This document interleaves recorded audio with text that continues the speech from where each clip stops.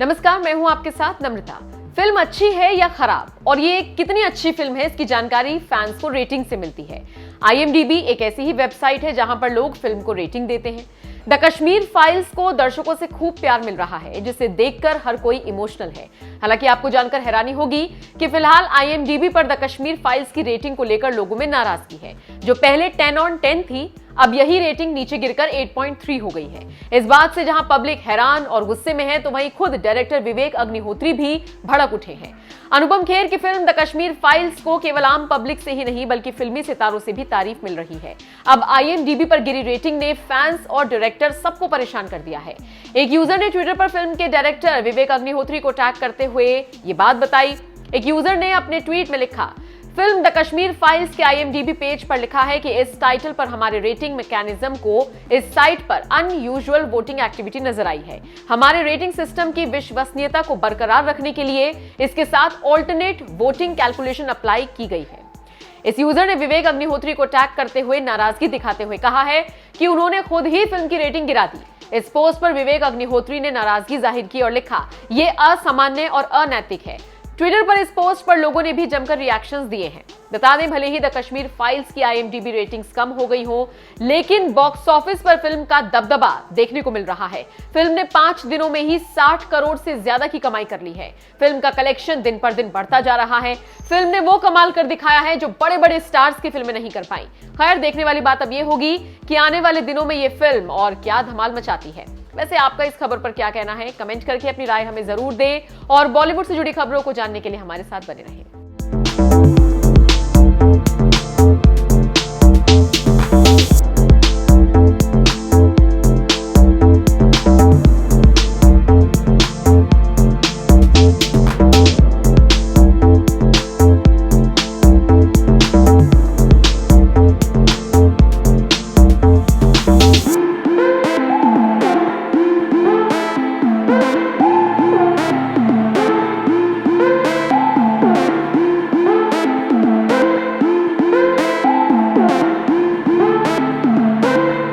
हमें कल्चर जोड़ता है। कैसे आप कहीं और से हैं, मैं कहीं और से हूँ, आप कहीं और से हैं, लेकिन जब हम खाना खाने बैठते हैं तो हम एक हो जाते हैं।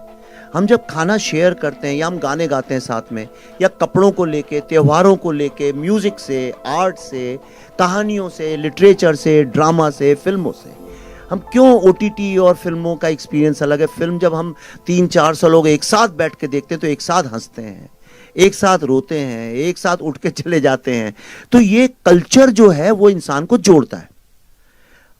अब एक बहुत बड़ी समस्या ये हो गई कि कश्मीर में आज कल्चर के नाम पे कुछ बचा नहीं है। एक मोनोटोनिक चीज है, कोई डाइवर्सिटी। कश्मीर इतना डाइवर्स था, भारत से जगह जगह से, केरला से, बंगाल से, सब जगह से लोग वहां गए थे और वहां रिसर्च करके सब अल्टीमेटली पंडित, जिनको आज बोलते हैं पंडित मतलब the highest intellectuals and the scholars of a subject, तो वहां पे पंडितों का एक समूह बना और वो इंडिया का जितना भी रिसर्च है, 90% से ज्यादा जो इंडिया का रिसर्च है सारा वहां हुआ। इतनी डाइवर्सिटी थी। आज डाइवर्सिटी नहीं है, जीरो डाइवर्सिटी है। वहाँ म्यूजिक नहीं है, आर्ट नहीं है, लिटरेचर नहीं, खाने में डाइवर्सिटी नहीं है। मैंने खाने के बारे में एक ट्वीट किया था, मैं वेजिटेरियन हूँ तो नहीं मिल रहा था, तो मैंने कहा भाई अब नया जो कश्मीर बन रहा है इसमें वेजिटेरियन खाना भी मिलना चाहिए। तो उन्होंने फतवा इशू कर दिया मेरे नाम पे। उन्होंने कहा आप कौन होते हैं हमारे खाने के बारे में बोलने वाले। और अल्टीमेटली 20-30 सिक्योरिटी के साथ हमें कश्मीर से वापस आना पड़ा। तो ना डाइवर्सिटी है, कुछ भी नहीं है। ये जो फिल्म है, जैसा आप सोच रहे होंगे शायद वैसी ना निकले, क्योंकि ये फिल्म एक बहुत ही अलग तरह के थॉट की है और ये इस बात पे एम्फेसिस देती है कि आप आपसी मतभेदों के साथ रह सकते हैं, आप झगड़ा करके, मारपीट करके भी साथ में रह सकते हैं। कितने लोग हैं पड़ोसियों के झगड़े हो जाते हैं। आप दिल्ली में, तो मैं रहता था तो 24 घंटे में देखता था ऊपर नीचे, फर्स्ट फ्लोर सेकंड फ्लोर में बरसाती वालों का ग्राउंड फ्लोर से झगड़ा होता, फिर 2-4 घंटे के बाद फिर हो जाते थे, फिर साथ में लोहड़ी का त्योहार और कोई साथ में मनाते थे। वो सब क्योंकि फिर साथ में जैसे गाना गाने लगे, अंताक्षरी हुई, एक फिर से दोस्त हो गए। आपकी शादी हुई, मैं चला गया, फिर दोस्त हो गए। लेकिन जब ऐसा कुछ भी नहीं है, सिर्फ एक खालीपन, विरावान सा है, और हम लोग भी जो जाते हैं, हम जाते हैं डल लेक पे सेल्फी खींचते हैं, गुलमर्ग में वापस चले आते हैं, हमें कुछ पता चलता नहीं है। यानी डाइवर्सिटी एक बहुत ही देखिए डेंजरस सिचुएशन ये है कि मैं आपको एक छोटा सा किस्सा बताता हूं, उससे आपको सब समझ में आ जाएगा। मैं किसी भी रिलीजन के अगेंस्ट नहीं हूं, क्योंकि मैं खुद ही किसी रिलीजन पे ज्यादा नहीं मानता। मैं गर्व से एक हिंदू कल्चर, हिंदू फिलॉसफी, क्योंकि बचपन से मैंने देखा है, सीखा है, और वो मुझे जीने का एक सहारा देती है। लेकिन आप क्या प्रैक्टिस करते हैं, क्या नहीं करते हैं, मैं उसकी उतना आदर करता हूं, मुझे उससे कोई आपत्ति नहीं है। और मैं जानता हूं कि मुझसे अलग लोग इस दुनिया में रहते हैं। यही तो सारे विश्व के इंसानों का नेचर है। सब जानते हैं कि अलग विचार के, अलग फेथ के लोग हैं। हम एक शूटिंग कर रहे थे, तो पल्लवी एक शिकारा में बैठी हुई थी, और छोटी एक दो बच्चियों को हमने बुलाया था, 8-9 साल, 7-8-9 साल की, जो ज़्यादा जानती नहीं है, बहुत ही इनोसेंट बच्चियाँ। वो पल्लवी के दोनों तरफ बैठी थी। तो हम कैमरा जब शिफ्ट कर रहे थे, उदय जी हमारे डीओपी सर हैं यहाँ पे, और तो एक बच्ची, शायद 1 बजा होगा, दोपहर का नमाज का टाइम था, पल्लवी से उसने बोला, आप नमाज पढ़ने नहीं जाएंगी? तो पल्लवी ने बोला, नहीं मैं तो नहीं जाऊंगी। तो कह रही, क्यों नहीं जाएंगी आप नमाज पढ़ने? पल्लवी ने कहा, इसलिए क्योंकि मैं मुसलमान नहीं हूँ। तो कहने लगी, अरे ऐसा कैसे हो सकता है, आप कहीं नहीं जाती नमाज पढ़ने? पल्लवी ने कहा, नहीं देखो ऐसा है, मैं हिंदू हूं इसलिए मैं नमाज नहीं पढ़ती हूं। कहने लगी, तो क्या हुआ, नमाज तो हर कोई पढ़ता है। एक 8-9 साल की बच्ची, 10 साल की बच्ची, दुनिया में कोई भी बच्चा हो इस बात को जानता है कि अलग अलग फेथ के लोग होते हैं। पर कश्मीर में 1990 के बाद जो पैदा हुए हैं लोग, उनको कुछ आइडिया ही नहीं है इस बात का कि दुनिया में डाइवर्सिटी नाम की चीज है। इसका भारत और कश्मीर और पाकिस्तान से कुछ लेना देना ही नहीं है। आप एक पूरी की पूरी जनरेशन जो है वो इतनी इग्नोरेंस के साथ बड़ी हो रही है। मेरा जो ड्राइवर था टैक्सी का, वो लाल रंग के जूते पहनता था। तो मैंने उससे एक दिन शूटिंग के दौरान यही पूछा, वो बड़े अजीब से लंबे लंबे रेड बूट्स थे, तो मुझे थोड़ा अजीब भी लगते थे, चमकते हुए लाल। तो मैंने उससे ऐसे ही चिढ़ाते हुए बोला, क्यों भाई बड़े अच्छे जूते पहन रखे हैं, कहाँ थाईलैंड से लाए हो, फॉरेन से लाए हो? कहता हाँ। तो मैं सोचा शायद थाईलैंड का नाम लेगा, 20-25 हजार रुपए के टिकट में कोई भी चला जाता है आजकल थाईलैंड वगैरह।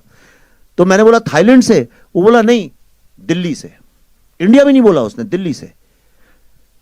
और मैं यकीन से कह सकता हूं, थोड़ी तो मैं भी समझ रखता हूं इंसान की, मैं आपको गारंटी से कह सकता हूं, उसने जिस इनोसेंस से बोला था, उसको आइडिया ही नहीं था इस बात का कि वो जो कह रहा है वो गलत है।